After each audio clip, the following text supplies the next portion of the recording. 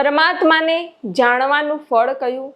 તો જે મહાપુરુષો, જે જ્ઞાની પરમાત્માને જાણી લે છે, પરમાત્માની અનુભૂતિ પ્રાપ્ત કરી લે છે, તેમને કોઈ પણ પ્રકારનો ભય સતાવતો નથી, તેમને મૃત્યુનો પણ ભય લાગતો નથી. તે નિર્ભય થઈ જાય છે, શોકથી રહિત થઈ જાય છે. અને આવા જે મહાપુરુષો હોય, આવા જે જ્ઞાની હોય, યોગી હોય,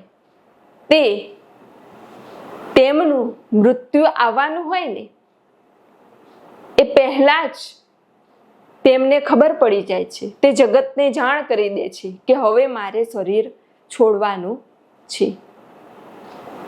અને હસતા હસતા, ગાતા ગાતા તે શરીર છોડીને બ્રહ્મલોકમાં જાય છે. તો આવા જે મહાપુરુષો હોય તેને બ્રહ્મવેતા કહેવામાં આવે છે. અને ક્યાંક અબજોમાં આવા બ્રહ્મવેતાના દર્શન થાય છે.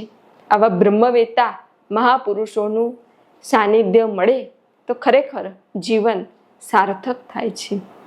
તમને ખબર છે, જ્યારે તમે શાસ્ત્રોનું વાંચન કરો, મહાપુરુષોનું સ્મરણ કરો, એટલે મહાપુરુષે આપેલા મહામંત્રનું સ્મરણ કરો, ત્યારે તમારી પાસે સૂક્ષ્મ સ્વરૂપે સકારાત્મક શક્તિઓ, ગુરુ શક્તિઓ વિદ્યમાન હોય જ છે.